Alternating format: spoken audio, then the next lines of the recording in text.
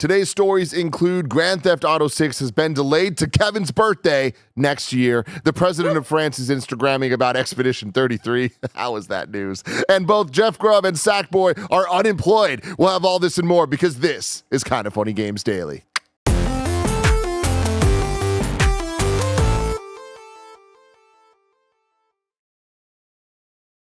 What's up, and welcome to Kinda Funny Games Daily for Friday, May 2nd, 2025. Of course, I'm your host, Tim Geddes. I'm joined today by the absolutely wonderful Jeff Grubb. Hey, Tim. Thanks for having me on, man. I appreciate it. How are you? I'm fantastic. Never been better. What's been going on? Anything crazy lately? No, nothing. Normal. Totally normal. I have left fandom, and I am looking forward to future opportunities. That's where I'm at. It is a thing that I won't be able to talk too much about, like what happened, and there's the obvious reasons for that. Like when a person leaves a company, there are agreements and stuff like that, and I'm ready to kind of move on anyhow. I'm ready to see what's next. Also, it's like I have a lot of friends that still work there, and I don't need anything I say being used to make their jobs, their lives more difficult. They're still going to do really good work. They're still going to try to make things happen there. And I think they have a really good shot of doing exactly that because they are so talented. They're so dedicated. They love their audience. They love their work. And I'm just real excited to see what the GameSpot team can do going forward. It's going to be, I think it can be special. And because I've been talking to them, and they really do care, and they've said a million nice things to me. Everyone has. I really appreciate that. So yeah, just kind of ready to go see what happens when Jeff Grubb can just go be Jeff Grubb, and very excited about that. Yes, I mean, I gotta ask, how are you doing? I'm doing okay. It's very scary in the moment, right? When it's when the panic starts to set in, it's like, actually, you know what? I could just do stuff. I could just take action here, and kind of did very minimal. It was like, hey, I'm gonna focus more on some personal stuff. Like, here's a Patreon that I have had set up for quite some time. Would be great if you could support that, because I'm gonna keep doing a lot more stuff there. And people came through, and it really reminded me, it's like, oh no, I got this. That when I said at the end of each Game Mess mornings and then Game Breaking News that the Giant Bomb audience is the best audience in gaming, it was true, and they've come through, and now it's the Jeff Grubb audience, and yep. I am ecstatic to sort of take that and run with it. So kind of feeling a little bit on top of everything today, where a little bit not invincible, but that armor I've built up of having surrounded myself with great people, and doing the job the way that I have always said I was going to do the job, which is I'm going to put the people I write for first, the people I'm making content for first, and sure, other people sign my paychecks, but I work for this audience, and that has paid off repeatedly now. And I think that's where I'm at, where it's like, okay, that was the right choice, and I feel really good about it. Yeah, I mean, I right before we went live, I was telling you this, but I'm going to say it again, even though I've told you many times in the past. I am so impressed with you, and I feel like the last couple years, you went from being a cool guy that knows video games and is great at talking about them on the internet to a true leader in the space. And the way that you've covered news, the way that you've just covered video games in general, I think is very inspiring, and I think that I'm not alone in saying that. I know that your word means more than most people's, because you know what you're talking about, and you make it very clear when you're given an opinion and when you're given a fact. And I think that balance is something that not everybody is capable of. And your work specifically around Summer Game Fest has impressed the living fuck out of me the last couple of years, of how well organized it was when it's an impossible thing to herd the amount of cats that you had to. But you pulled something special off, you and the team, of course, but you specifically, man. I've always been incredibly impressed by you, and because of all that, I'm not worried about you whatsoever. You're going to be fine. In fact, I'm very proud of you. Obviously, I don't know every detail of how things went down, but sometimes I'm worried about people when they're in these situations. You are not somebody I'm worried about whatsoever.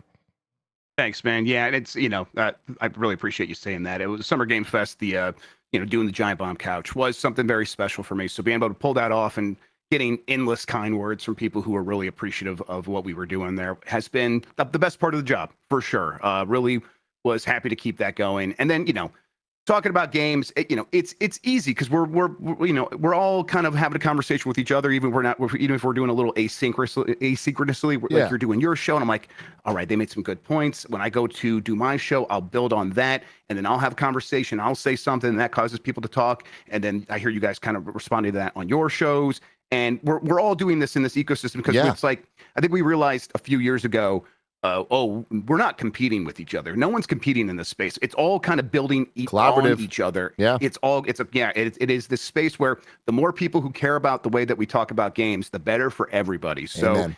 it has been a very special thing to feel like I've become a part of, and you guys have been a huge part of that. So thank you so much, Tim. Oh, man, you are always a part of it, and you are always welcome, because this is Kind of Funny Games Daily. Each and every weekday, we run you through all the video game news that you need to know about live on YouTube, Twitch, and on podcast services around the globe. If you love what we do, support us with the Kind of Funny membership on Patreon, YouTube, and now Spotify and Apple Podcasts to get all of our shows ad-free and get a daily exclusive show. Grub, do you have the run of show, by the way? Did Greg send you that? Greg sent it to me, and he gave me, I requested access. Took him a long time to do that. Just a lazy man. I know. Exactly. Yeah. We got to get after him for that.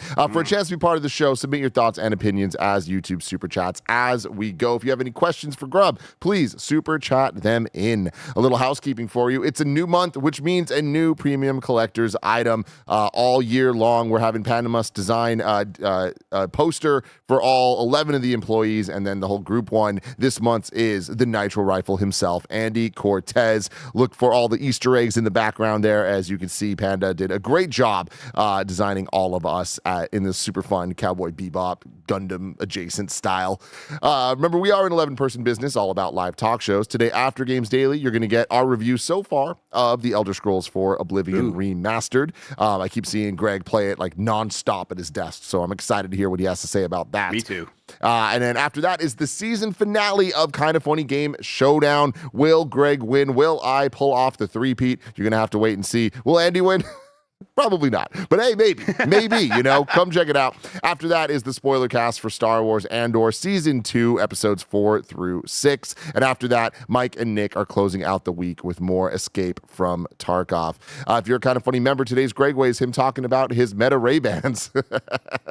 Okay. Thank you to our Patreon producers, Carl Jacobs, Omega Buster, and Delaney Twining. Today, we are brought to you by Imperial and Aura Frames, but we'll tell you all about that later. For now, let's begin with what is and forever will be the Roper Report. It's time for some news. We have 5 stories today. Baker's dozen. Got to start with the big one. Story number 1, Rockstar officially delays Grand Theft Auto 6 to May 26th, 2026. Super chat in, let me know. Are you surprised? Are you heartbroken? I need to know. Hello, everyone. Grand Theft Auto 6 is now set to release on May 26, 2026. We're very sorry that this is later than you expected. The interest and excitement surrounding a new Grand Theft Auto has been truly humbling for our entire team. We want to thank you for your support and your patience as we work to finish the game. With every game we've released, the goal has always been to try and exceed your expectations, and Grand Theft Auto 6 is no exception. We hope you understand that we need this extra time to deliver at the level of quality that you expect and deserve. We look forward to sharing more information with you soon. Sincerely, Rockstar Games. There's a little bit more context here. Bloomberg's Jason Schreier on Blue Sky said, nobody I've talked to at Rockstar has believed fall 2025 was a real window for a very long time now. Too much work, not enough time, and what appears to be a real desire from management to avoid brutal crunch. GTA 6 slipping to 2026 has seemed inevitable for months, if not longer. Wait, crunch you say, Jason? Someone on Blue Sky said they don't believe Rockstar is trying to avoid crunch. Jason responded, skepticism is always healthy, but I've been keeping tabs on this for years since my big 2018 story about Red Dead 2's crunch. They certainly haven't eliminated all overtime, but everyone I've talked to at Rockstar says it's night and day from previous projects. If that changes, I'll report on it. Circana's Matt Piscatella on Blue Sky says, GTA 6 getting pushed does not mean that all of a sudden there'll be a whole bunch of dollars available for other games in 2025. It just means that a bunch of the dollars that would have been spent on gaming this year have disappeared. We'll get to more details about stock and stuff like that. But Jeff, I want to hear your thoughts on this. Are you surprised? No. I mean, there's multiple factors, right? Where it's, I think the simplest one, the Occam's razor here is you look at the history, and Rockstar delays games. They delay games multiple times, and I just feel like this is mostly that. Even taking into consideration the desire to avoid crunch, which is something I've heard as well. And it's it's like, okay, well, we'll see when it comes down to it. They're gonna have to like sprint a little bit to get this thing out.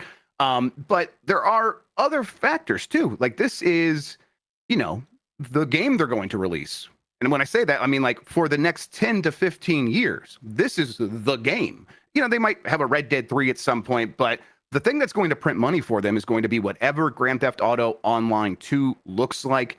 And they can make a lot more money if that has a smooth start, a smooth launch. They want that thing to be making $1 billion a year every year for the next 10 to 20 years. And if you that sounds crazy, 20 years for Grand Theft Auto 6, it's not. They've acquired that role-playing company that was doing role-playing servers for Grand Theft Auto 5. Yeah. They acquired UGC companies, user-generated content companies, to help them basically build a platform so people can build stuff inside of Grand Theft Auto. They're making Roblox here. Roblox is a game that's 20 years old. That game came out in 2006. Did it Roblox really? For adults. Yeah, 2006 for Roblox. Wow, yes. I did not know that. I would have sworn that Roblox was like a 2015 thing.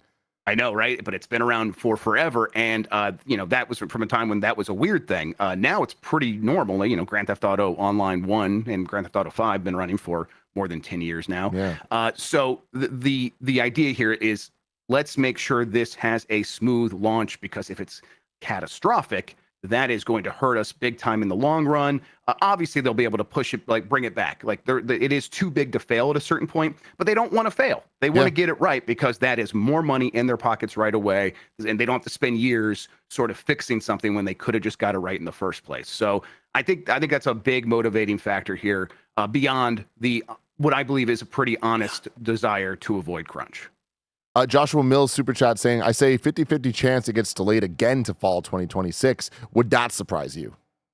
No. I don't think any sort of delay with this game would really surprise me at any point. It is just so massive, and it's going to be the most expensive piece of media ever made, right? By the time it's done. Yeah. And I mean, at a certain point, you just got to recognize the bet you're making is so massive that you have to, cross all your T's, dot all your I's. And there's, in that case, there are a lot of T's and I's to dot and cross. So it's going to just take a lot of effort here. And it is at this point a year from now, and really they were planning to maybe release it this fall, so I guess we can call it a 6-month delay. But of course, internally, the people actually doing the work never believed it was coming out this year. But okay, an extra 6 months, let's just call it that for the sake of the conversation. What can they really do? It's just about making sure everything that they have is good. They're not changing this game. It's just going to be let's make it as good as possible. And we've heard many times stories of games coming together in the last 6 months to a year and really finding the fun at that point. And I'm sure they've got a good idea of what this game should be, but I bet they're like, if we just had that extra time, we really could make this what it needs to be to set us up for the next 10 to 15 years. Totally. Now, May 26th, we got to talk about that release date. That is, I mean, that must be the furthest out release date announcement for a video game we've ever had. I feel like previously Starfield would have been the other one where they really called their shot out early, but a full over a year away, and we actually have a date. And what's interesting about that date is it is not even in the fiscal year. So they're kind of very much putting a message out there to all the stockholders, right? Yeah. They're trying to make it clear, listen, we understand you weren't expecting a delay. So when we give you the delay, let's give you the information that you do want. Here's an exact date so you can plan on us, to the stockholders, making that revenue in this window. And yeah, that's, them definitely throwing a bone while they are giving the bad news. So that helps a little bit. It is pretty wild for them to put a specific date on it. I was like reading it, and even as I was reading the date, I'm like, well, they're just saying May 2026. And I kind of had to blink a couple times and see, no, there's a number next to May right there, May 26th. And that was pretty weird to see. But I do wonder though. I wonder, so that being them calling the actual date, and obviously that could change, and it being pushed to fall next year would not surprise anybody. But them calling that date out, I wonder if that is them trying to play nice with the industry to an extent, because we have had so many conversations of the fear that everyone's had about where to place their games. And like, I don't know, like, why would they care? But at the same time, like, they need the industry to be healthy to have people playing games and buying games to even be interested in playing and buying GTA 6, no matter how big it is.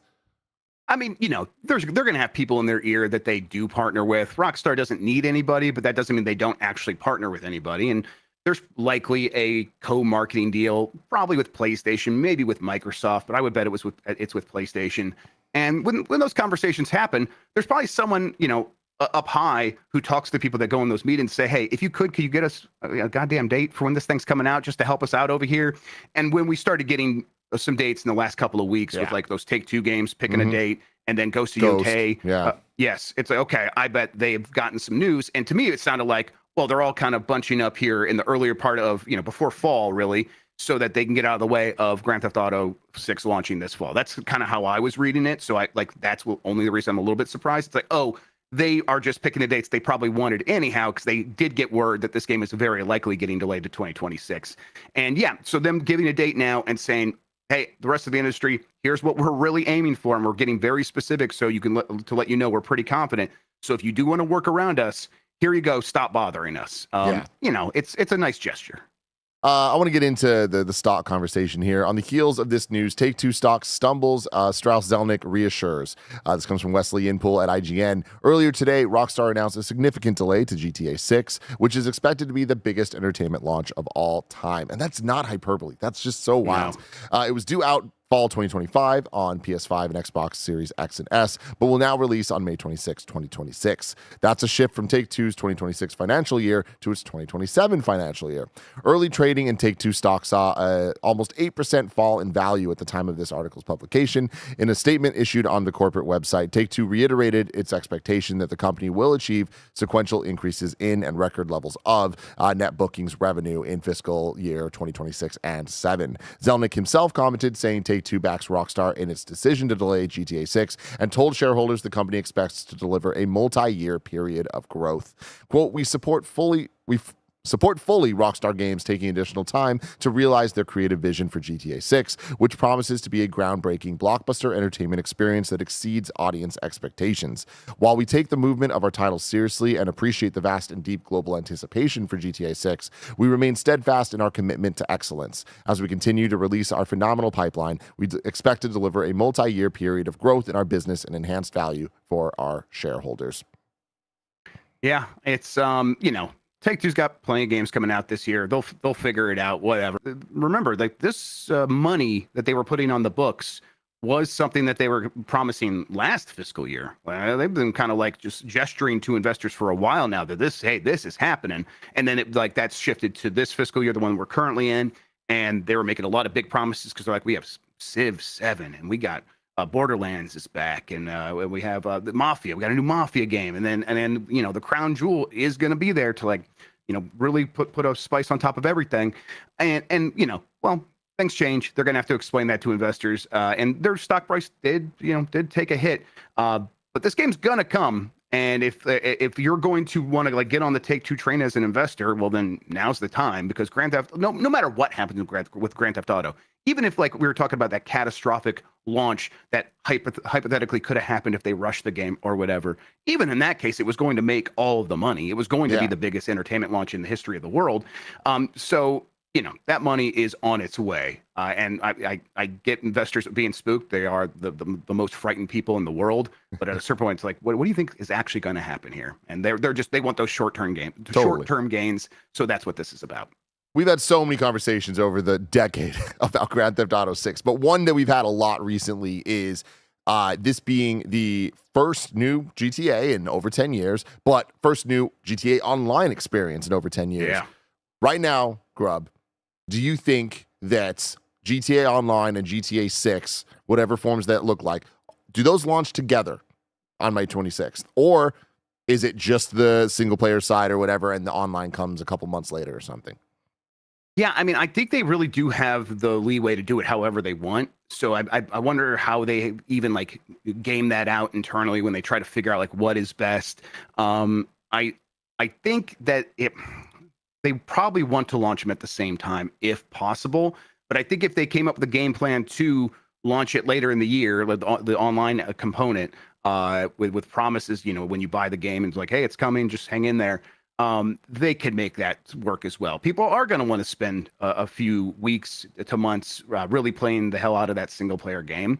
And then if online comes later, they can make that work. I bet, though, that they do try to launch everything all at once to really make that package. Well, a big part of it is they're going to probably charge $100 for this game. Yeah. And one way you can justify that is it's got everything in there right now when you come to buy it. And so I bet that's a big part of them, of the thing that is forcing their thinking here of, we got to make sure this package feels valuable. Although Grand Theft Auto 6 will sell a ton at $100, even if it is just the single player at first. And that's my bet. Yeah. Is that what you're thinking? I would not be surprised. I think it's $100, and I think that it's just the single player at launch, and with a clear date for the online. Like, we'll know what's happening. I don't think it'll be like a nebulous thing, but I think it'll be part of the plan and the rollout to let people live in this giant world for a while offline before doing that. But who knows? I mean, I've like so many questions about like what the business model looks like. Is this going to be exactly like GTA Online was? What happens to GTA Online? Are we going free to play and the shark cards is the whole business model now? Like, do you need to go free to play? Clearly you don't, but like, if you do, does that change things?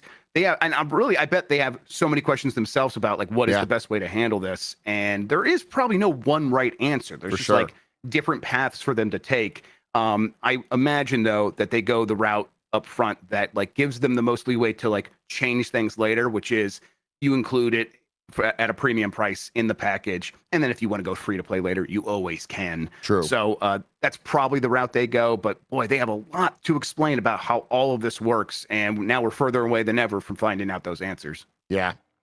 Real quick, when you mentioned like the biggest entertainment launch ever, and we were talking about the most expensive thing ever, I would like to see someone like take the like expected cost of this game and not like compare it to other pieces of media, but like other like, how much did like the Sistine Chapel cost at the time? Like, is this as expensive as like building a pyramid? Like in real terms, probably not. But I would like to see that comparison. Yeah, that is very funny. We got a bunch of super chats here. Jeff Bull Jr. says, "I'm not surprised at all." Luke Jones says, "I know we've talked about how industry analysts and even other developers were hoping that GTA 6 revitalizes the console market. Do you think this may affect any of that? Also, yay for no crunch." Yeah, I mean, hey, it is awesome that the crunch stuff at least seems to be a focus or goal. Like, that's better than it not being one. Like, again, who knows how true that's going to remain or how true it might be. But it's good that they're aware and they're trying to be better about that. But yeah, in terms of like revitalizing the console market, I feel like because of how big GTA 6 is, it's going to have a major impact on console sales and console playtime. And, I do think that there's a ton of people that maybe aren't playing games every single day, but they're going to buy this game and play it. Oh, yeah. There are people who have waited on the sideline for a justification to themselves to spend the money they need to spend on a console. And GTA 6 will be that for a huge number of people who have been waiting for a price decrease, which, or have been waiting for just this specific game. A lot of people jumped on board with EA College Football. That was like the moment for a huge portion of that slightly more casual audience. It's like, that's the game for me. I've been waiting for 10 years. Here it is. And we saw what that could do. That like just ran through the industry, was a massive thing. It was this the inflection point for selling consoles again. This will definitely be that, but even bigger. It would be even larger in terms of its impact. Now, does that help other people who make games? I'm pretty skeptical of that. It feels like this is money that goes to Take-Two and Rockstar, and sure, more people have consoles, but they're going to spend all that time playing GTA and GTA Online. And I don't know how many more other games they're going to buy. They'll probably go play more Fortnite. So I guess that's the other game that benefits from this. Yeah. Shark89 says, "Heartbroken would be the wrong word. I'd have loved to get it this year, and I'm sad I won't. But I also know that knowing a date and them getting more time should make a better game." I'm kind of there too. Like, I'm very, very excited for GTA 6, but I'm more excited for it to come out like as close to their vision as possible. Like, we've waited this long. I can wait longer. Like, I just want this thing to be. I want this to be a masterpiece. Like, I want this to come out and be the best Grand Theft Auto and be like beyond what we've had from video games before. And like, yeah, that's crazy and lofty and whatever, but like that's what I expect from Rockstar at this point. Yep, absolutely. It's we're definitely at a point where it's like they can come out and kind of tell us whatever they want, and we're going to be hanging on every word because I just want to see what this team can do. Real quick in the chat, the super chat from Tyler Pate about what's better, Skyrim's release of 11/11/11 or GTA 6's 6/26/26. I'm like, oh, that is pretty good, and everyone's like, it's coming out in May, not June. I'm like, oh yeah, I also forgot the number there, so it's 5/26/26. I'm like 6/26/26. It's GTA 6, GTA Online 2. That's really clever, but no, it's Skyrim. Foxy Steve says, I feel like GTA being delayed was more expected than surprising. I'd be curious if the potential pricing changes at all by next year. Yeah, I definitely think it's gonna be expensive. And Arturotron says, my condolences to all who chose GTA 6 on their fantasy draft. Suck it, losers. I counterpicked GTA 6 in our fantasy draft, so I'm all good over here. Mr. Nice Guy Rise says, oddly okay with the delay. I was already very overwhelmed with my backlog, so I'm kind of relieved. Everyone subscribe to Game Mess. Love you, Jeffy. Hell yeah. Thank you. And then Volk Dasher says, to think the PS5 Pro was meant to be the GTA 6 machine in 2024. LOL. Sony sitting on that market deal must be stressing out. I've been saying this for a while that the PS5 Pro just hasn't yet really had the games that were made after it's been released to like take advantage of it. And I think we're already starting to see that now with Assassin's Creed Shadows and other games where they are great on PS5 Pro. And I think Ghost is going to clearly be the first giant example of a Sony first party game taking advantage of it all. So I feel like the GTA, like PS5 Pro doesn't need GTA 6. I think that PS5 Pro just coming out at the end of last year when Sony didn't have a giant game to coincide with it made it seem like it was shitty. Yeah. I mean, I do expect GTA 6 to be the key game that really makes the PS5 Pro feel necessary in some ways. And a lot of other games that are taking advantage of the PS5 Pro don't maybe feel that same exact way. But yeah, I don't think PS5 Pro is necessarily hurting all that much. It's probably selling right around what PS4 Pro did. And there's not much that's going to change that, even GTA 6, which when that comes out, it's also going to sell a lot of standard PS5s. In fact, it'll sell a lot more standard PS5s. Very true. I want to get to our second story after a quick word from our sponsors. This episode is brought to you by Imperial. We have told you all how important it is to developers that you wish list the games you're interested in. So, if this sounds cool to you, make sure you wish list it. I can't tell you how much it helps. Imperial is a complex, feature-rich action RPG where you'll be sent to a planet in a far-off corner of the galaxy to explore an enormous, imposing monolith. As an elite mercenary, you'll join the expedition tasked with unearthing the secrets of the monolith and face off against the deadly automatons within. In Imperial, you'll explore 4 vastly different quadrants of the monolith, accessible only by using mysterious artifacts known as cartograms. Each cartogram affects which enemies, boss fights, and loot will appear when you enter the monolith, so no 2 excursions will be the same. Find even more cartograms to explore by looting defeated enemies or buy them from other players online at the trading post. You'll need to make sure you have the right gear to take on the harder cartograms. Build your mercenary, choose your gear, master your abilities, and take down everything in your path in Imperial. Face off against enormous, deadly bosses and seek out secret paths to find bigger and better loot. Help the members of the expedition in deep branching quests and aid other players in asynchronous multiplayer. Get ready, mercenaries. The monolith awaits. Imperial is available May 8th on PC, Xbox Series X and S, and PlayStation 5. Wishlist now. It helps so much. Wishlist Imperial! This episode is brought to you by Aura Frames. If you haven't called your mom in a while, here's your reminder to do it. But if you want to go above and beyond, Mother's Day is coming up and I have the perfect gift idea. Aura Frames are incredibly smart and easy to use, allowing you to upload unlimited photos and videos directly from your phone to the frame. Plus, you can order the frame online and preload it with photos and videos using the Aura app, so it's ready to go right out of the box. It's a gift so special, they'll use it every day. Me, Kevin, and a ton of people at Kinda Funny are obsessed with our Aura frames. It takes about 2 minutes to set up the frame using the Aura app. Aura frames were named the best digital photo frame by Wirecutter and featured in 495 gift guides last year. I counted. Aura has a great deal for Mother's Day. For a limited time, listeners can save on the perfect gift by visiting auraframes.com to get $35 off plus free shipping on the best-selling Carver matte frame. That's auraframes.com, promo code Kinda Funny. Support the show by mentioning us at checkout. Terms and conditions apply. We are back with story number 2. Jeff quit his job. You're the news today, man.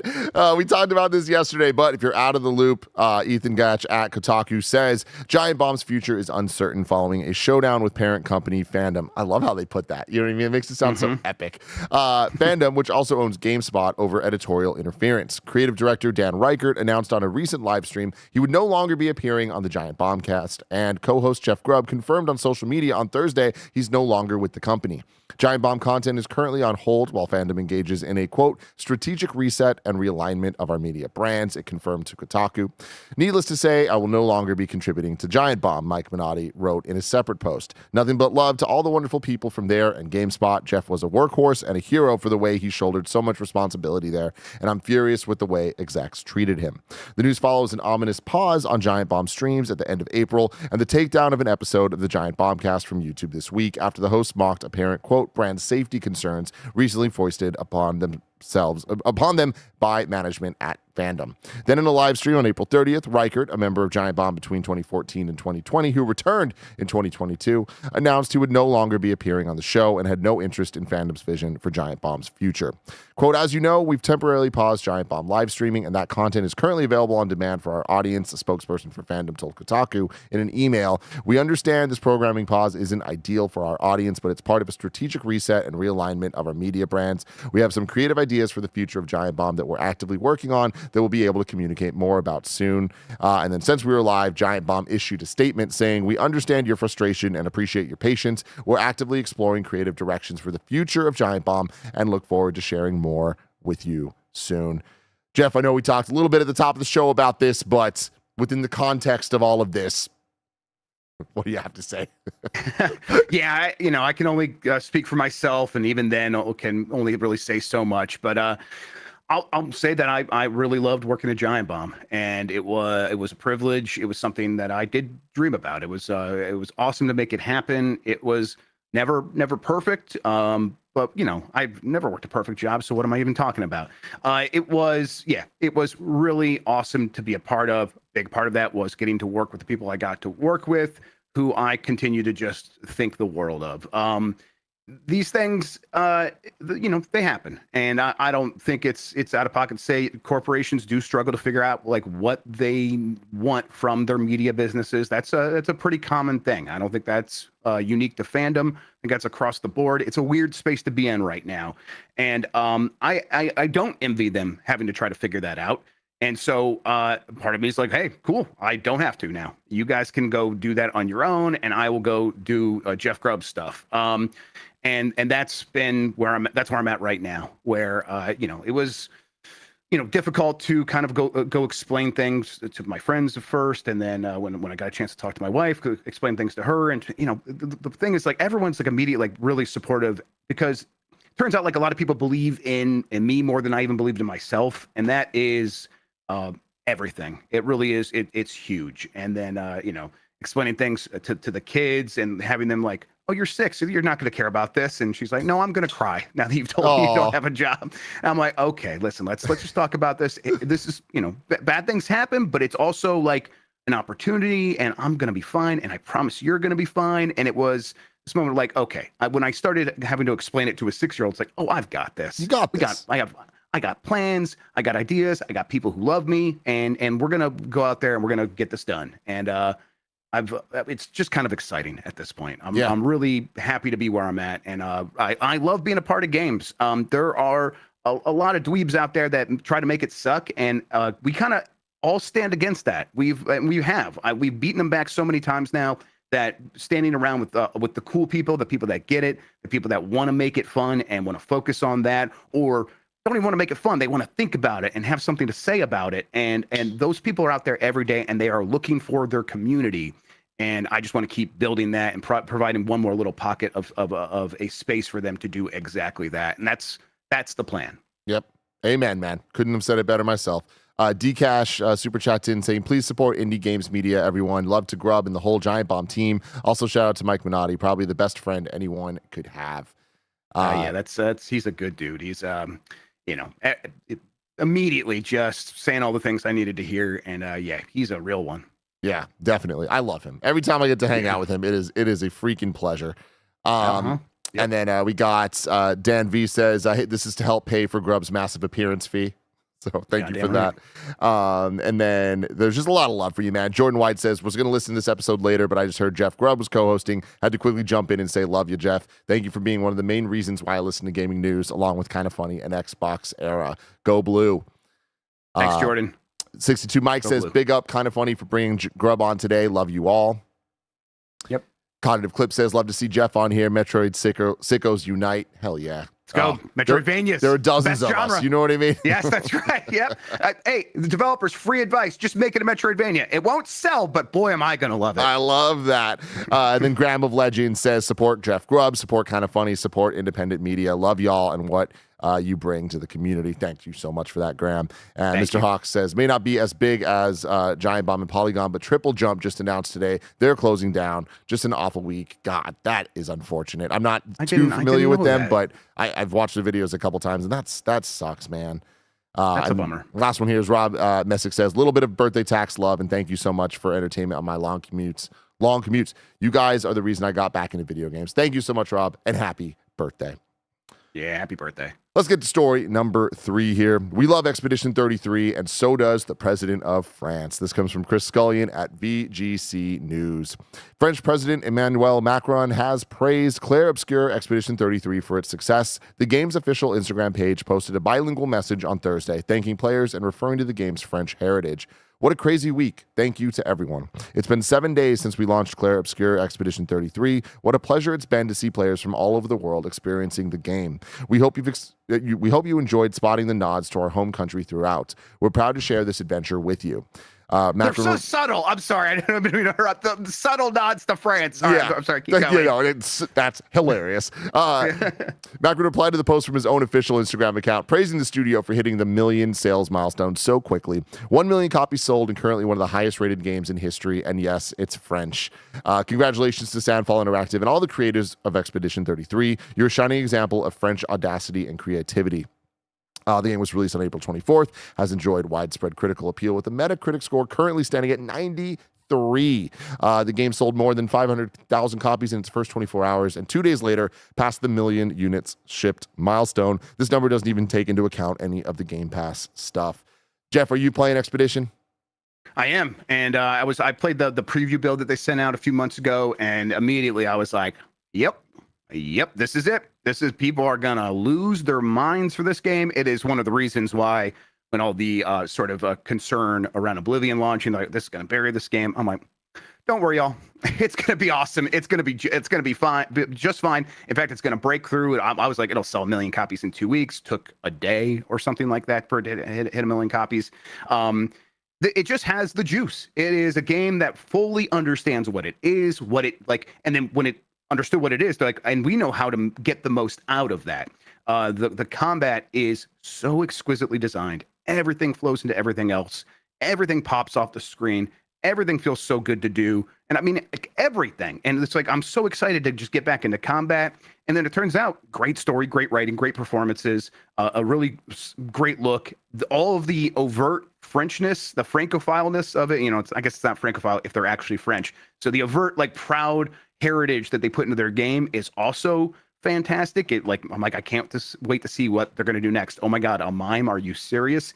It's so cool to see this game really find an audience. And I think it's the kind of thing that expands the genre. I think that there is, the JRPG, which, I think I get technically not Japanese, but this is a game very much inspired by those other games. So let's give it a little bit of respect and say it's trying to be a JRPG. I'm going to call it a JRPG. And the fact that they can be like, okay, we're going to do that, but we're going to do it in our own way. think it's going to open a lot of people's eyes to be like, oh, I do like this. Why was I so standoffish with this genre before? And I think it's going to open the eyes of the people that have been working in that space for a long time. Yep. I think they're going to feel more emboldened to make games that have a different vibe and a different flavor. It really is just a singular game. It's special, man. I'm making my way through it, and I am at every twist and turn just enthralled. I haven't felt this way about a new video game world in such a long time. Like, I'm a big franchise guy. I love sequels. I love going back to things I'm familiar with. Like, but being this into something and wanting to live in it and wanting so much more of it, like, it's truly special. And I keep seeing people talk about that have beat it, saying that it feels generational and it feels like this is going to be.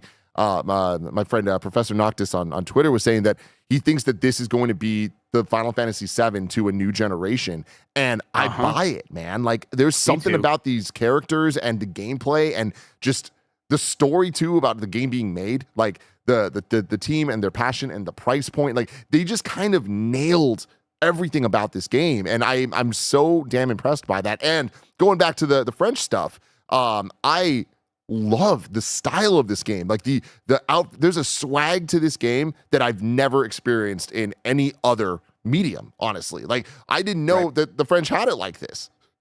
Yeah, right. Yeah, I'm sorry, I wasn't familiar with your game, France. Like, for real.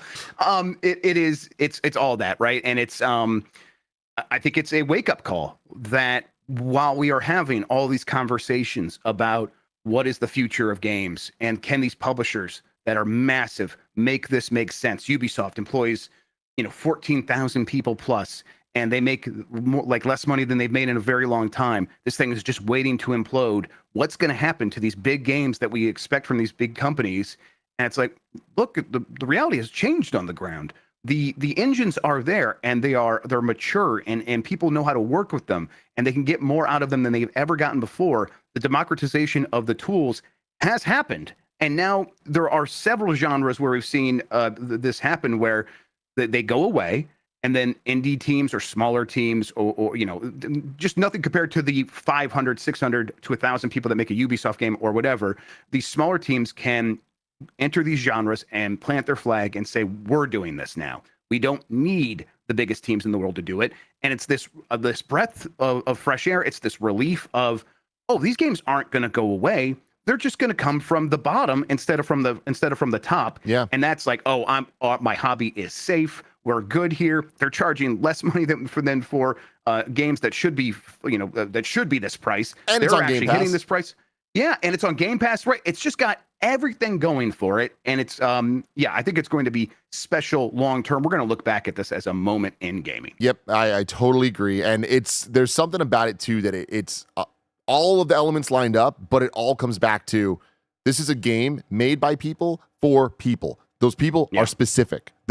They knew who their audience was, and they made something for those people, and that works. Surprise, surprise! Like, it's so cool to see that they pulled it off, because, like, even my best friend who plays a lot of video games, but usually it's just Spider-Man 2, The Last of Us, or whatever, and otherwise he's more old school of a gamer. We grew up playing Final Fantasies together, like 7 and 10 and all that, and I got a couple hours into this game, and I was like, he needs to play this. And I literally I sent him a code, and I was like, just boot it up. I don't want to tell you anything. You're going to love this. And he's farther than I am now. Like, he's been addicted the last couple of days. And I'm like, they got it. You know what I mean? Like, and he's not somebody that is necessarily willing to just try a random game he knows nothing about. But, like, from the jump, it was clear that this game had the stuff.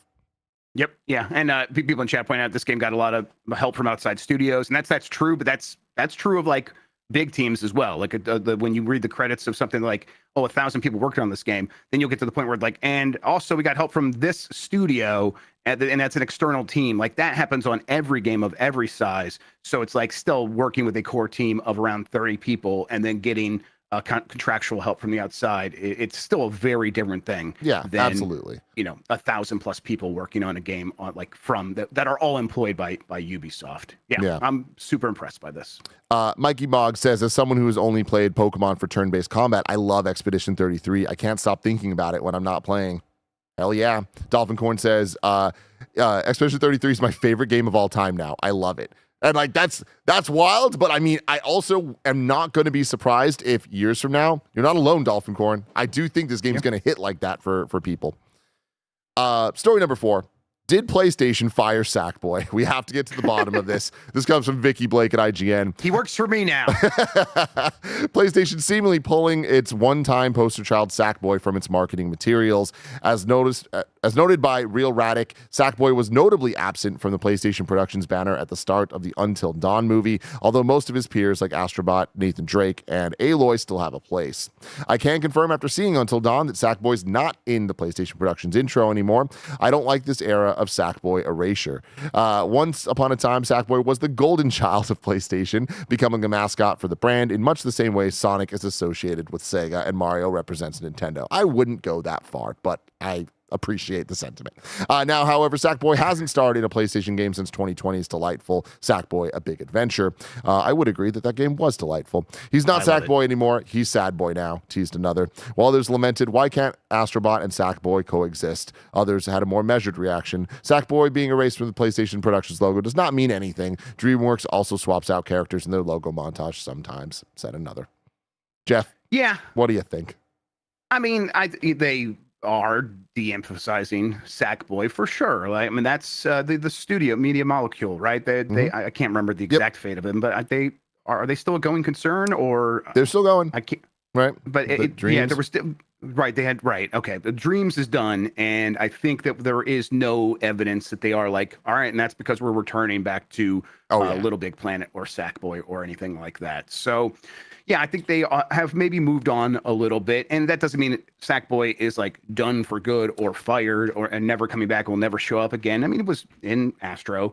And Sumo Digital did the most recent game, so it's not like it has to be Media Molecule to make a Sackboy game. A good point as well. Yes, they found ways to bring Sackboy back even without Media Molecule, but I just don't think that is what PlayStation is right now. They are a different company. Like they are focused on more mature games, more broadly appealing games in their opinion.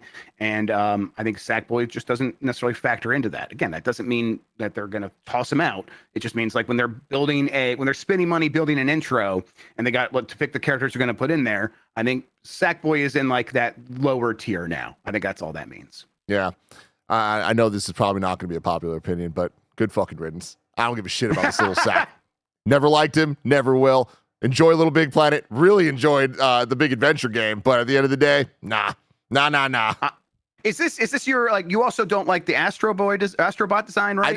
I just think the design is generic for Astrobot. Okay. It's a separate thing when it comes to the Sackboy. It's just I don't know. I just don't like him. Doesn't do anything. I don't trust him. Yeah. Okay. I wouldn't let him around my wife. Like it's a whole thing, man. Like, yeah. You're right.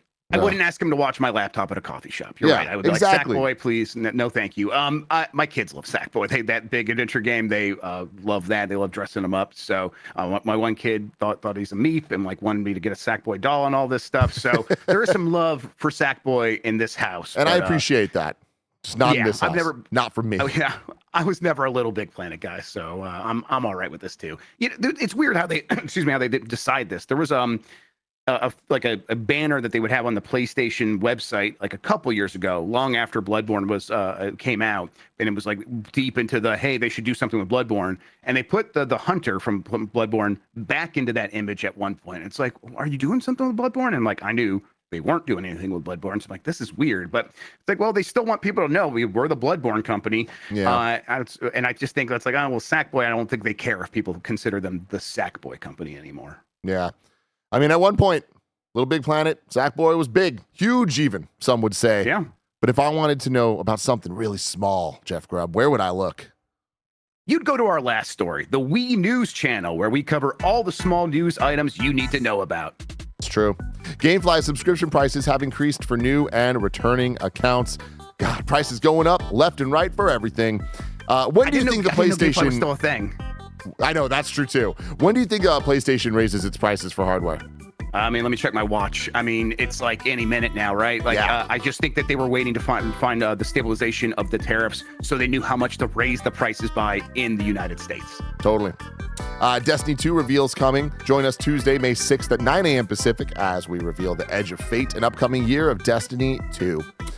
Hallmark has an Xbox 360 ornament. We can look at it. Roger's really excited about this. Like, he earlier pulled it up and out loud was like, oh shit. I have the fun Super fact. Nintendo one. Yeah, the Super Nintendo one's great. Look at this. Yep. Nah. Not for me. Again, Sackboy, Xbox 360 design. Nope. I'll get this thing. Fun fact, this would have cost you $23 instead of $29 if Trump's tariffs weren't making the world a worse place. I figured. I didn't know it was explicit. Man, that's wild. $29 for a ornament. I guess it does have light and sounds. Yeah, it sings and stuff. Yeah. Fun. I think what's his name comes on and says, "Happy Christmas, Xbox." I think you get that when you press the button. So. And that is it for Wii News. Looking at your wrong here, AK writes in and saying, according to Wikipedia, Michelangelo's commission for the Sistine Chapel was 3,000 ducats, which comes out to about 600,000 US dollars in 2021 dollars. So yeah, GTA 6, a lot more expensive. A lot more expensive. There you go. Thank you for doing that. I appreciate that. I'm looking at a couple of the super chats here. Sort by first name says, went to PlayStation the concert in London on Sunday, and they didn't even do a farewell to Sackboy. I'm completely okay with that. Dude, I'm so excited for this PlayStation concert, but because I'm a big video game music guy, Jeff, and I love going to all these orchestra things. I've been to literally dozens of them. And the PlayStation one, I've been super hyped for, but they just debuted it a couple weeks ago, and like word on the street is it's bad. Well, how is it bad? What do you? They come out and insult the audience and talk about Xbox instead? Like, how do you mess this up? Apparently, a lot of the instrumentation is pre-recorded. And they just have like a very minimal orchestra on stage, and like all the choir gross. and stuff is like all pre-recorded, and it's like, guys, like that's not great. I was watching a bunch of footage of it on YouTube, and like it looks cool, but it just seems like they're putting production in the wrong places, and I don't know, something about it. I'm like, that I hope they get shit figured out by the time they come over to America next year. I want to see live musicians play live music. Absolutely. Yeah, what a thought. So yeah, that sounds like a bummer. But sort by first name. Let me know if you enjoyed it, even though it didn't have any Sackboy. Alex says, birthday tax. Happy birthday. Special thanks to OMGesus and the entire Odd Valley Discord crew for giving me a KF social space to cry in, to laugh in, and to call home. Hell yeah, what a nice thing to say. Yeah, and shout out to Jesus, who's always nice to me. He's fantastic. AP says, much love to Grub, Mike, not Dan, Jan, Bacalar, Nikki, and Sean. Thank you for a wonderful third space. This comes from Alan Solo from the Giant Bomb community. Thank you so much. Yeah. Kuma Babam says, Sackboy walked so that Astrobots could run. Yeah, I think that's right. Astro's kind of usurped his position. Yeah. And then we had a couple I wanted to get to. Oh, CJ Splitson says, Grub, please give us Sony fans some hope. Showcase, state of play. What about a surprise game announcement this year? Do you know anything? Yeah. You got any stuff to talk about? I mean, like I did talk about a few weeks ago that what I had heard was they were debating internally between a state of play versus a showcase, and I know this audience understands the distinction there. And they had not decided a few weeks ago, and I have not heard anything. I've also not asked. Now that I've got a little bit more time, maybe I'll do exactly that. We are getting pretty close where I bet they have made a decision there. And, I don't have full transparency into that process or what that looks like. That's just kind of how it was phrased to me. But that to me, what that says is they have stuff to talk about. Do they have the time and bandwidth for their teams to build an asset for a showcase? Like, that is a big ask these days for these teams who have so many moving parts to make a build of the game that we could just shoot a trailer, a gameplay trailer inside of, or can you do a meeting twice a week with this external vendor who's going to make a CGI trailer for your stuff, and you're going to have to guide them through that? Can you take hours out of your day to? It's very time consuming. So I bet that is the hang up there. But I think the good news is they probably will have stuff to talk about one way or another at some point. Yeah. I mean, it's interesting to look at. I think PlayStation's in a weird spot right now because we've waited so long for answers of what's happening, what's coming out. And now we're in a weird place where we know Death Stranding 2 and the date is imminent. And then now we know Ghost and the date is something that we're building towards. So I kind of feel, and Marathon as well, I don't really know. I wouldn't necessarily expect a PlayStation showcase in a couple weeks that's going to blow our minds, because I just don't think that timing wise, we're set up for that. Like if we didn't know that Ghost was in October, I'd be like, maybe they got a big fall game, but we know the big fall game. Yeah, I mean, I'm sure there's discussions about like what the benefits would be of putting on a big mind-blowing showcase if they could at this point. And you're right. I bet there's some conversation of like, do we need that in this moment? We have games to sell people that will get people to buy PS5. So I think I would probably lean towards a state of play in this moment personally, but that's just me guessing. I'll ask around. And I mean, yeah, it's just talking about Summer Game Fest season. Like it's going to be a weird one because I don't expect we're going to get much from Nintendo because we just got their big blowout. I mean, not only that, like, we're going to go to Summer Game Fest, right? I should be there. I'm planning to be there. And do you expect like a lot of developers from outside of the country to want to travel to the United States? I bet a lot of them like I might not even want to do that. Well, it might be the perfect time to travel because they'll have the Switch too. You know what I mean? Yeah, on the plane, right, play Mario Kart. There you go. That makes it real good. Yeah. Yeah, no, real talk. That is interesting. But I just feel like in terms of showcases this June for Summer Game Fest season, like we have Keighley's kickoff event. Xbox already called their shot of they're doing a showcase and then following it up with the Outer Worlds 2 thing, right? Yeah. That's right. So it's like that. I think it's going to be interesting. I feel like we're probably going to get the most multi-console news from Xbox. Like, I think we're going to get a lot of games announced at the Xbox showcase that are coming to Switch 2 and PS5, and of course, Xbox and PC. I wouldn't be surprised if we do get a Nintendo Direct. Bander SN in chat says that, like in June, to like set up the second half of this year with a few more games. I've heard a lot of people speculate, people who I think have a good head on their shoulders, that they think Nintendo has one more big game for this holiday. I know a lot of people are like 3D Mario. I'm not there, but I do think they probably have like one more thing for this holiday, and then they could set up the early part of 2026. I wouldn't be surprised if that's exactly how it goes down. Yeah, I mean, I at this point would be just because I'm so fascinated by Donkey Kong's July release date. That feels like such a bizarre choice for them, where it's obviously launch window, but having Mario Kart at launch and then a month later putting out this game that we still don't know what team's working on it, but like all signs point to the Odyssey team, right? It's the Odyssey team. Maybe they're more partner with an external studio than we realize, but it's definitely the Odyssey team. Yeah, and it being not $80 and coming out just a month after the console, something about that to me feels off. And Nintendo's weird. They've done things differently always, but then looking past that, it's like we have Metroid Prime 4. Like I would assume that's going to be their big push fall game because we still don't have a date for that. Feels like it, right? Yeah, it feels like so it for sure. I just don't know what space we have for a big Nintendo game later in the year because like we also have all the third parties and all. Like we have a Call of Duty, right? That's going to be coming to Switch. There's the Zelda Warriors game again. There's a new one of those. Yep. So yeah, they do have games that they have to find a slot for. But I think when I was listening to Kit and Krista talk about it, they were kind of gaming it out, and they're like, hey, there's maybe a room I would put this here and this there, and maybe there's room in November for something, it's or Pokemon. even December. It's Pokemon. Yeah, they James in the chat says Pokemon ZA. Yeah, like that's Pokemon. Well, yes, that's probably actually the November game for sure. Yep. And I think that Zelda game's 2026. I could be wrong. Is it 2020? I think so. I think so. But Kirby. The with the star-crossed world or whatever, like that still doesn't have a date either. I think we pretty much know. I don't think we're gonna get any big Nintendo games. Like I don't think we're gonna 3D Mario, none of the Animal scale, Crossing, for sure. Any of that stuff. But man, exciting times though. Jeff, thank you. That's right. The Zelda game is winter, quote unquote winter. So that gives them the leverage to do either the holiday or early part of 2026. Okay. And then Air Riders, which I don't know if that's gonna be this year either. I feel like that one was supposed to be this year. Yeah. Did it? Barrett's saying he thinks it was slated for this year. All right. Oh, it is listed 25. Interesting. All right then. Yeah, that's going to be a small little fun thing though. Nothing too crazy. Jeff, thank you so much for joining us today. Again, congratulations on everything and nothing but love and support for you and everybody affected by all this nonsense and stuff. But where can people find you and support you?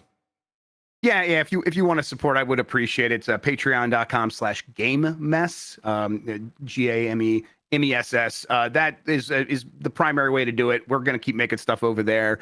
I have a YouTube channel, all that stuff. I'll be streaming on Twitch. If you want to get me on social media, I'm on Blue Sky, just grub.wtf. But yeah, really, I appreciate everybody. Everyone, Kind of Funny community has always been so cool, so nice, and that's because you guys have really fostered that. So shout outs to y'all. Thanks for having me on, Tim. I really appreciate it, man. You are welcome anytime, my friend. Everyone, stay tuned. We have a big day of kind of funny content. Like I was saying earlier, we got some Andor reviews. We have Oblivion review so far. We have the kind of funny game Showdown finale. You're going to want to stay exactly where you are on Twitch. Hang out with us all day. If you're on YouTube, you're going to have to make the jump to video. So do that right now. Jump over to the Kind of Funny Games cast. And until next time, have a wonderful day.